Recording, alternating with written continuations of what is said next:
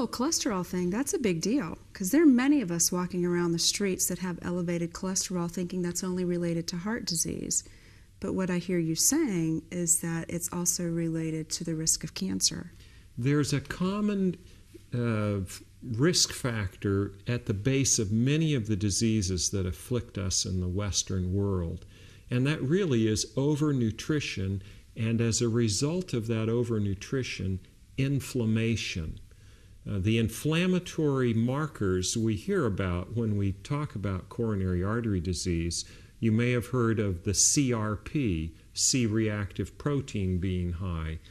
Anytime we have a higher level of inflammation in the blood, we raise the risk for heart disease. A person with rheumatoid arthritis affecting the hands and the various joints has a higher level of inflammation. As a result of that, they have a higher risk also of coronary artery disease. So they go hand in hand, this problem with inflammation. And if we overeat, our inflammatory markers go up as well, particularly if we overeat fats and proteins. Then the inflammatory markers go up, the growth is stimulated, the growth factors go up. Insulin, for instance, is a growth factor. It's a hormone that produces growth. Does it cause you to grow up? It doesn't, unfortunately, cause you to grow up. It causes you to grow out around the middle. Sorry. Or else maybe you could grow taller. But insulin grows you around the middle. But high insulin levels are keyed into or associated with the development of cancer. They're also associated with the development of type 2 diabetes. So it's all linked together, cancer, heart disease, and diabetes. Interesting. In earlier episodes, we've discussed the concept of reversing diabetes, of reversing cardiovascular disease, and using diet to do that, a low-fat diet specifically. Are some of those concepts true then in cancer as well? Sure, because you remember, you have the seed, it's planted, and it may start to grow a little bit, multiply, but it hasn't become malignant yet. It doesn't really become malignant until it becomes invasive. And so if you've stimulated the growth of that weed seed and it started to sprout, but then you turn off the stimulators, you can actually put that cancer to sleep. And Campbell, in his book, The China Study, recounts multiple experiments that he did on rats and mice where he exposed liver cells to aflatoxins, one of the most potent carcinogenic substances. Mm-hmm. And he gave them a low level of aflatoxin and a low level of casein, no cancer.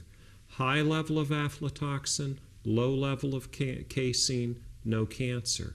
But if you had a low level of the carcinogen, aflatoxin, and a high level of casein, cancer every time. Interesting. Interesting. It's not just where the seeds are planted or if they're planted, it's the stimulators.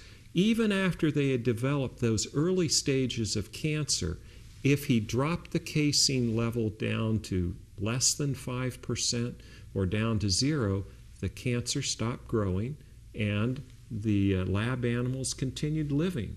So even if you have cancer, diet plays an important part in turning those cells off so they don't continue growing. Interesting. What's the role of the micronutrients in this process? Micronutrients are important. There are various micronutrients. There are, of course, minerals and antioxidants and vitamins. They play an important part on several levels in cancer. On the first level, the planting of the seeds or the mutations, antioxidants, which are found in plants primarily, often help prevent that mutation from occurring in the first place. They protect us from the radiation. Antioxidants also stimulate the immune system in a positive way and help prevent the viral infections.